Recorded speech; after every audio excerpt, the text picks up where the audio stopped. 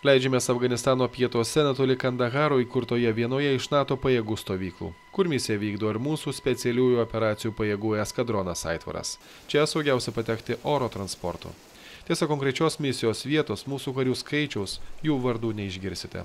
Tokia saugumo kaina. Iki šiol beveik viskas, kas susijęs su Aitvaro veikla Afganistane, įslaptinta. Kariai nenoriai pasakoja ir apie vykdomas misijos operacijas. Gal ne. Lietuvos kariuomenės specialiųjų operacijų pajėgos taikos operaciją Afganistane vykdo nuo 2002 rudens, o pirmasis eskadronas vadinosi Erelis.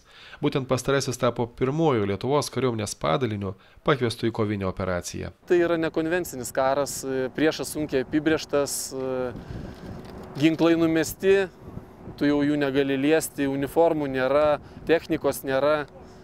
Jie yra labai lankstus, standartinės kariuomenės nėra lankščios, dėl to ir jeigu jau taip įvardinti, sėkmingiausiai su jais kariauja specpajėgos.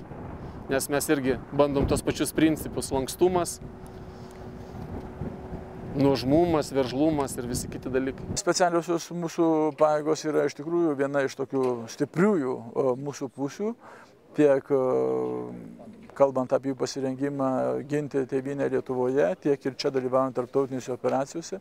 Jos turi gerą vertinimą kitų šalių, mūsų specialios pajėgos dar dirbtų tiek kitais metais ISAF operacijos rėmuose ir galbūt baigiant ISAFo misiją dar 15 metais perduodant savo patirtį specialiosioms policijos pajėgom. Rengiam tokio lygmens kopas, kurios reaguotų visoje provincijoje.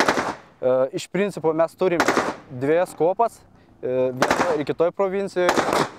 Pasirengimas abiejų kopų iš principo yra tikrai pakankamai geras. Mes jau dirbam su jais 3 metus. Čia gali sakyti, kad ir pasiekė daug pergalių ir kad nieko nepasiekė, nes labai prieštaringa viskas.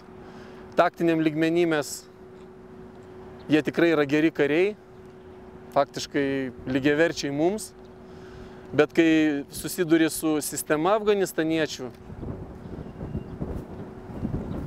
iš ten prasideda problemos. Tai administracija, aprūpinimas, korupcija, čia visos tos Afganistano problemos, kurios irgi mūsų persį labai smarkiai įtakoja. Su Jungtinių valstijų ir kitų šalių kariuomenės elitų veikiantiems Aitvaro kovotojams Afganistanas namais bus mažiausiai iki 2015 pabaigos. Seimas šią savaitę pratęsė mandatą mūsų kariams dalyvauti NATO ir ES operacijose. Į Afganistaną bus galima siųsti iki 200 karių ir civilių.